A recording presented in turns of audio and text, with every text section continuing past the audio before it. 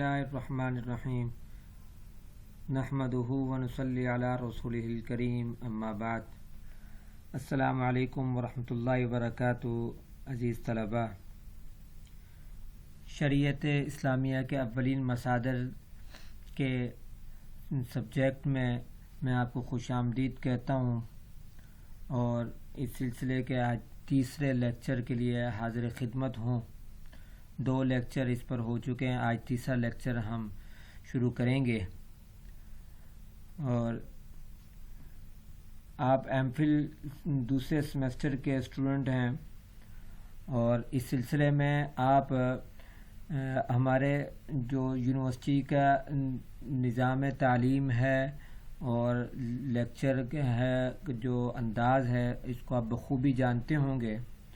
मैं ये अर्ज़ करना चाह रहा हूँ कि इस सिलसिले में आप ये ज़हन में रखें कि मिड टर्म एग्ज़ाम में वो पूरा का पूरा सिलेबस शामिल होगा जो शुरू सेमेस्टर से लेकर हम मिड टर्म तक पढ़ेंगे, और जो कुछ भी इसमें लेक्चर के दौरान बताया जा रहा है वो आपको याद रखना ज़रूरी होगा। और इस सिलसिले में इतनी गुंजाइश भी मैं आपके लिए छोड़ूंगा कि अव्वलीन मसादर के इस तरह के मज़ामीन में आपके पास जो अपना नॉलेज है आप उसका भी इजहार फरमा सकते हैं। अलगर्ज़ ये भी कहना चाह रहा हूँ कि आप इसमें दिलचस्पी दिखाएं और इस सिलसिले में अपने नोट्स भी बनाएं, और जहाँ आपको कोई बात समझ में ना आए, कोई बात काबिल सवाल हो तो वो आप नोट फरमा लें और जब मौका मिले तो आप मुझसे पूछ सकते हैं। जज़ाकल्लाहु खैर। तो अज़ीज़ तलबा और तालिबात, हमारा सिलसिला जहाँ मुनक़ते हुआ था, ख़त्म हुआ था दूसरे लेक्चर में, वो था कि हम उसूल तफसीर के जो बुनियादी मसादिर हैं उनको देखना शुरू कर रहे थे। उसूल इससे पहले हमने तफसीर के में जो बुनियादी मसादिर हैं उन्हें हमने जाना, वो मुतक़द्दिमीन और मुताख़िरीन के एतबार से भी।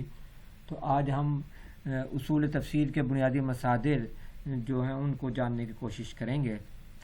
इससे पहले मैं एक बात ये भी वाज़ेह कर दूं कि उसूल तफसीर और उलूमुल कुरान में कुछ फ़र्क भी है।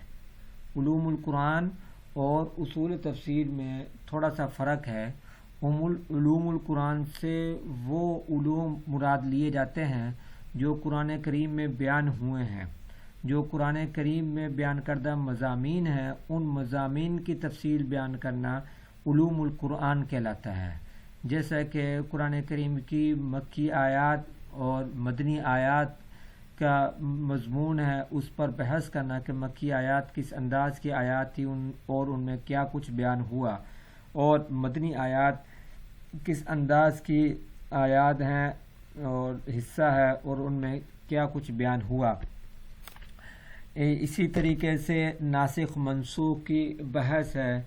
इसी तरह कुरान करीम के एजाज़ की बहस है। इसी तरह कुरान करीम के निकत जो उसमें निकात बयान हुए या फसाद और बलागत के एतबार से जो कुछ बयान हुआ उसकी बहस है। फिर कुरान करीम की किरात की बहस है।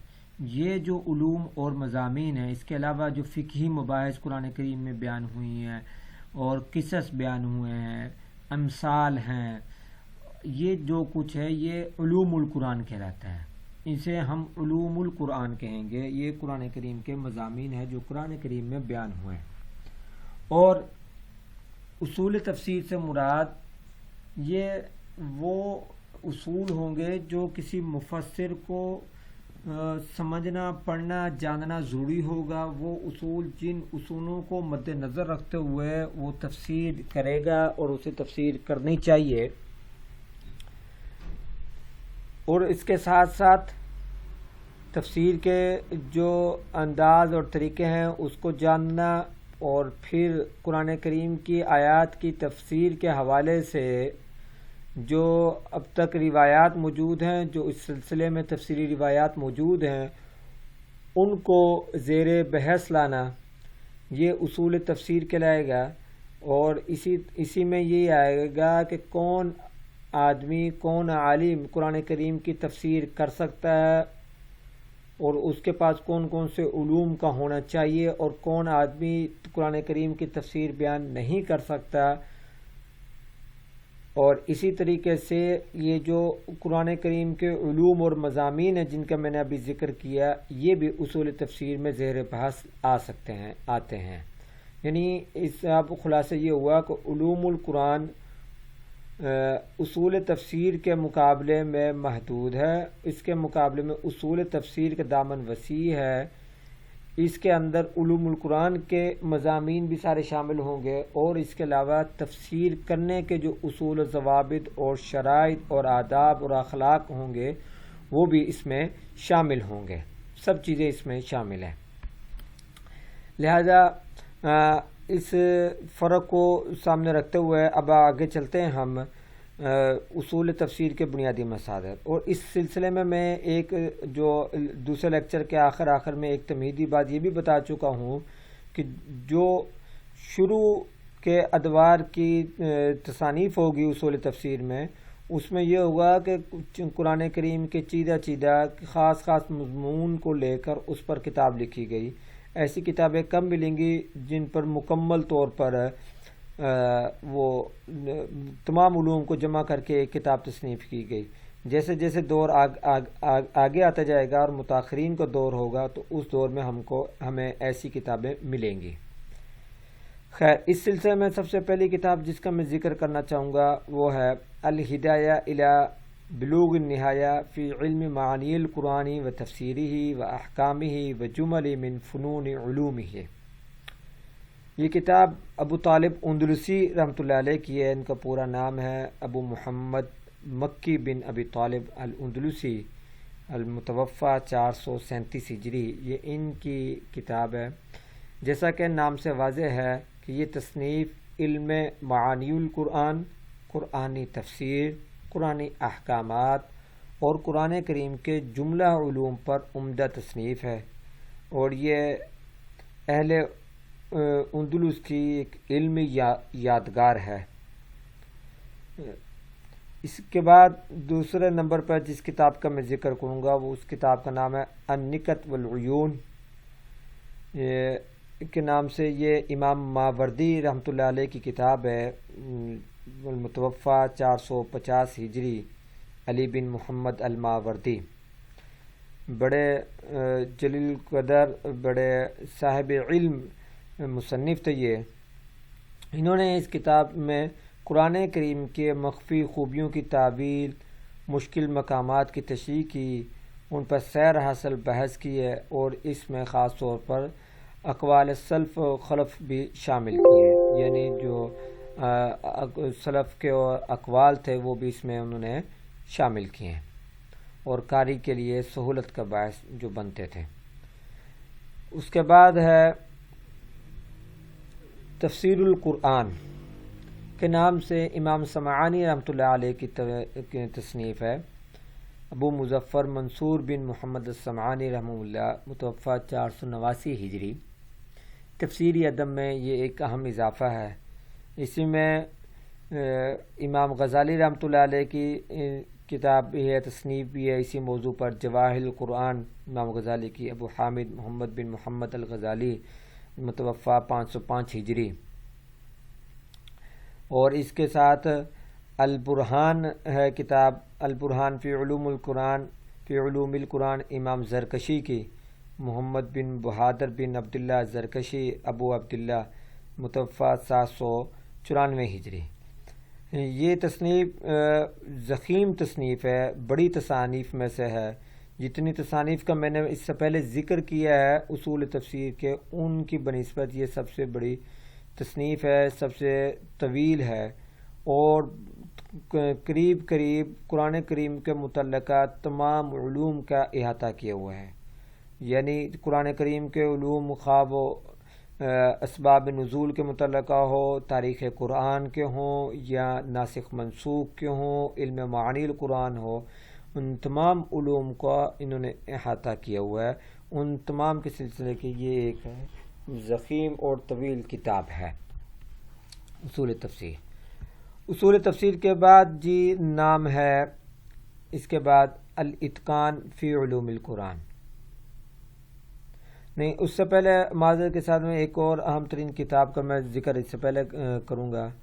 ترتیب کے اعتبار سے بھی انہی کا ہی نمبر ہے اسی تفسیر کا.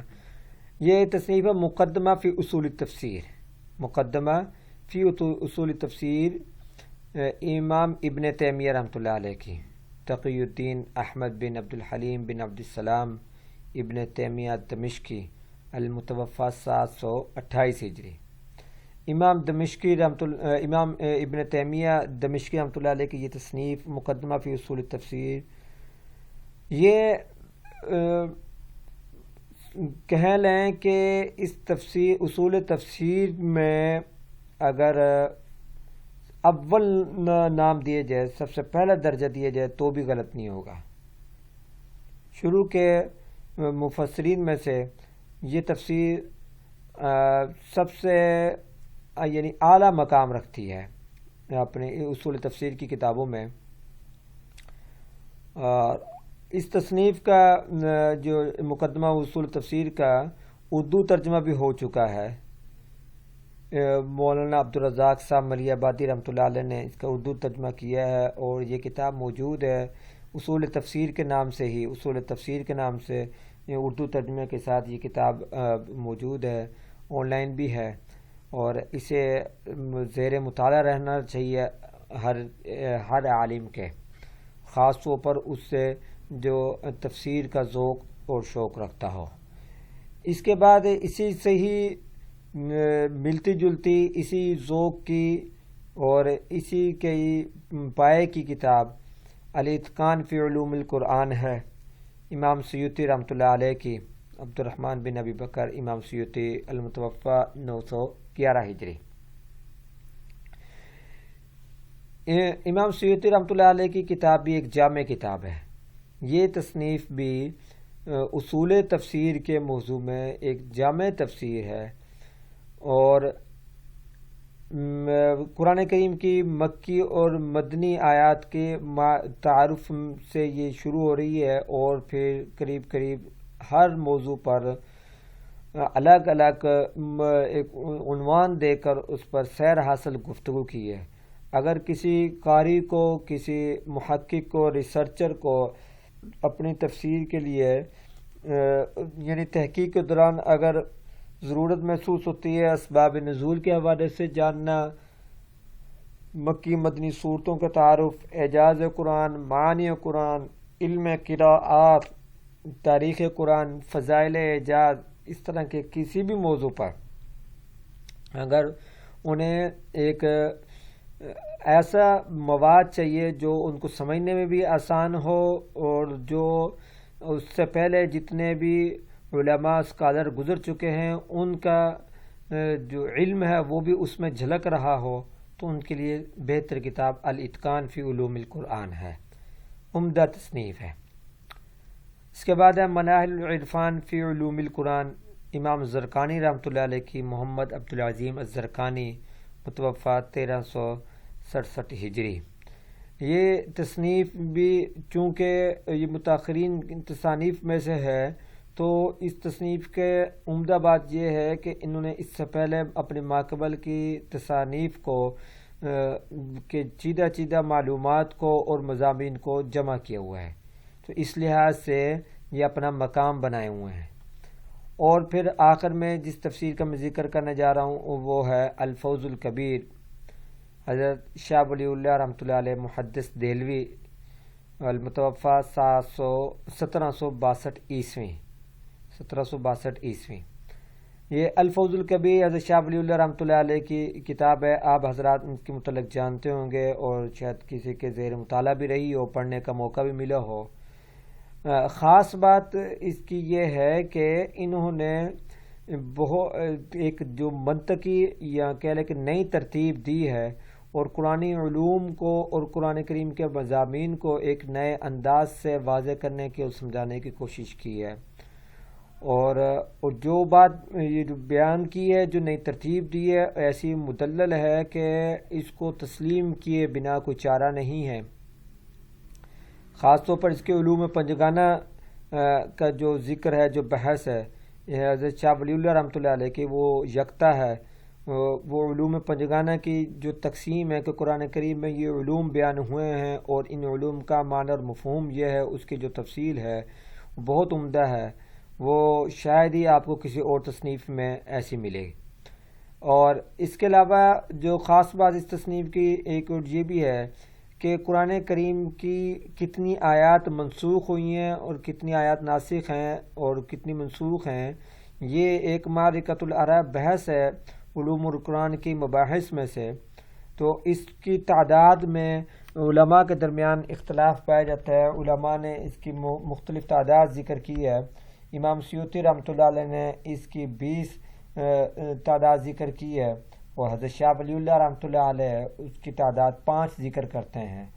لیکن ان 5 کا ذکر کر کے پھر اس پر جو بحث کی ہے وہ ایسی ہے کہ پڑھنے والا ایک عالم سمجھتا ہے کہ یہی صحیح ہے۔ ان کی اس بحث کا خلاصہ یہ ہے کہ انہوں نے 5 آیات کا تو ذکر کیا، لیکن اس کے ساتھ ساتھ ناسخ اور منسوخ کا جو مفہوم بتایا ہے، اس مفہوم کے تناظر میں ہم سابقہ جو مؤلفین اور مصنفین ہیں جو زیادہ تعداد بتا رہے ہیں منسوخ آیات کی، ان کا رد بھی نہیں ہے، ان کے ساتھ تعارض بھی نہیں ہے۔ جیسے کہ امام سیوطی رحمۃ اللہ علیہ 20 آیات کا کہہ رہے ہیں اور یہ 5 آیات کا، تو انہوں نے اس کی توجیہ اس انداز سے بیان کی ہے اور اس کی یہ بحث اس انداز سے کی ہے کہ ان کا رد اور ان سے تعارض بھی نہیں ہے، اور اس معاملے کو واضح بھی کر دیا ہے کہ ناسخ و منسوخ کا مطلب کیا ہے۔ قرآن کریم کی جو تقدیم تاخیر ہے، یا اسی طرح فصاحت و بلاغت اور قرات کے حوالے سے جو مباحث ہیں، اور اس قسم کی مباحث کو امام شاہ ولی اللہ رحمۃ اللہ علیہ نے بڑے احسن انداز سے پیش کیا ہے۔ تو یہی وجہ ہے کہ یہ یعنی ایک مختصر ہے، یعنی مختصر ایک رسالہ ہے، اس کے باوجود ان سابقہ جتنی کتابیں ان کی طرح بہت زیادہ ضخیم اور بڑی بڑی مجلد کئی ساری جلدوں میں یہ تصنیف نہیں ہے، مختصر ہے، اس کے باوجود یہ اپنا مقام بنائے ہوئے ہیں اصول تفسیر میں۔ تو الغرض عزیز طلبہ و طالبات، اصول تفسیر کے جو بنیادی مصادر ہیں ان میں یہ اہم اور مشہور کتابیں ہیں۔ اگر آپ نے مصدر کے طور پر اصول تفسیر کی کسی بات کو لینا ہو تو میری رائے اور میرا مشورہ یہی ہوگا کہ انہی کتابوں میں سے کسی کتاب کو زیر مطالعہ لایا جائے اور زیر بحث بنایا جائے۔ خاص کون سی کتابوں کا ذکر اب ہوا، ان میں امام ابو طالب اندلسی کی الہدایہ الی بلوغ النہایہ نمبر 1، نمبر 2 امام ماوردی رحمۃ اللہ علیہ کی النکت العیون، نمبر 3 تفسیر القرآن امام سمعانی کی، نمبر 4 جواہر القرآن امام غزالی، نمبر 5 البرہان فی علوم القرآن فی علوم القرآن امام زرکشی کی، نمبر 6 مقدمہ فی اصول التفسیر امام ابن تیمیہ رحمۃ اللہ علیہ کی، نمبر 7 الاتقان فی علوم القرآن امام جلال الدین سیوطی رحمۃ اللہ علیہ کی، نمبر 8 مناہل العرفان فی علوم القرآن امام زرقانی رحمۃ اللہ علیہ کی، اور نمبر 9 الفوز الکبیر حضرت شاہ ولی اللہ رحمۃ اللہ علیہ کی۔ تو یہ وہ کچھ اصول تفسیر کی بنیادی مصادر اور بنیادی تالیفات ہیں جو یہاں ذکر کی گئی ہیں۔ اور اب اس کے بعد کا ہمارا جو ہمارے سلیبس کے مطابق جو آؤٹ لائن میں جو اس کے بعد کا موضوع ہے وہ ہے اسباب نزول۔ پچھلے لیکچرز میں نے جب پہلے دن آپ کو آؤٹ لائن دکھائے تھے تو اس میں آپ نے دیکھ لیا ہوگا، وہ اب تفسیر اور اصول تفسیر کے بعد کا جو موضوع ہے وہ اسباب نزول۔ تو اس کے بعد ہم یہ دیکھنے کی کوشش کرتے ہیں کہ اسباب نزول کے موضوع پر بنیادی کتابیں کون کون سی ہیں۔ کچھ کتابوں کا ہم ذکر کر لیتے ہیں کہ خاص طور پر اسباب نزول کو موضوع بنا کر کون سی کتابیں تصنیف کی گئی ہیں۔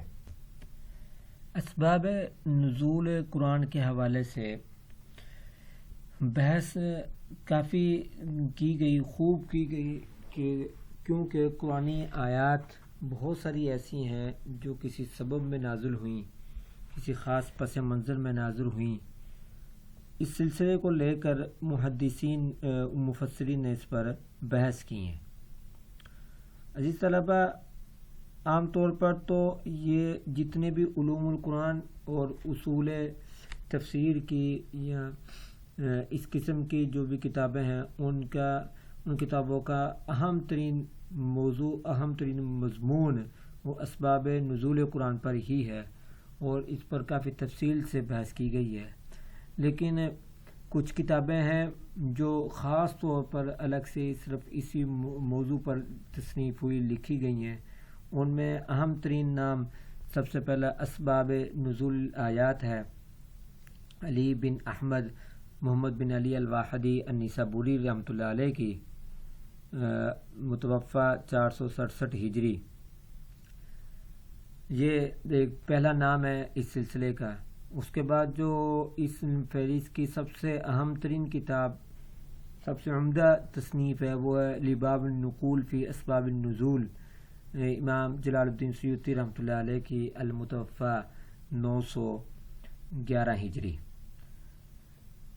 اور یہ امام سیوطی رحمۃ اللہ علیہ کی، جیسا کہ میں نے ذکر کیا کہ کثیر التصانیف شخصیت ہے، اور بہت سارے موضوعات پر ان کی مستقل تصانیف موجود ہیں۔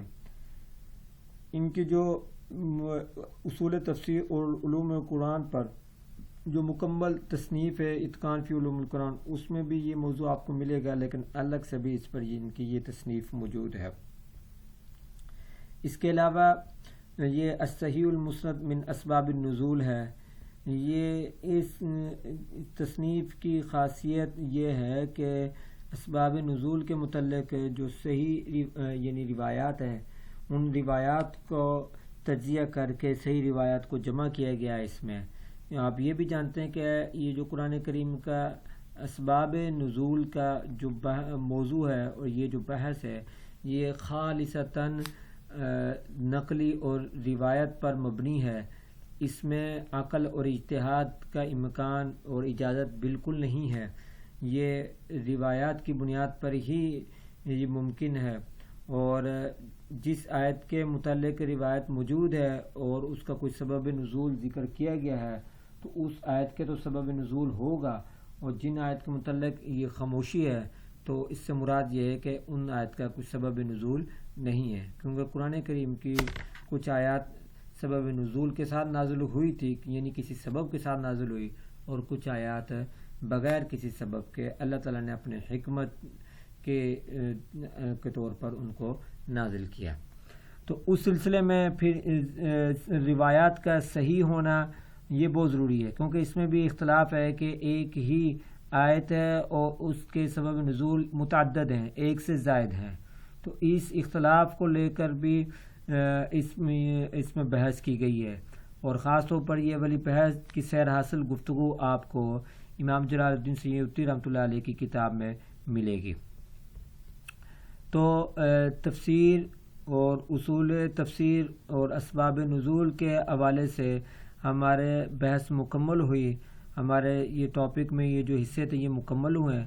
اس کے بعد ہم کچھ مصادر کے متعلق مصادر میں سے حدیث کے جو مصادر ہیں اور اصول حدیث کے جو مصادر ہیں ان کو دیکھیں گے، اور فقہ کے مصادر کو دیکھیں گے انشاءاللہ تعالی اگلے لیکچر میں۔ تب تک کے لیے مجھے اجازت دیں۔ اللہ تعالی ہم سب کا حامی و ناصر ہو۔ السلام علیکم ورحمۃ اللہ وبرکاتہ۔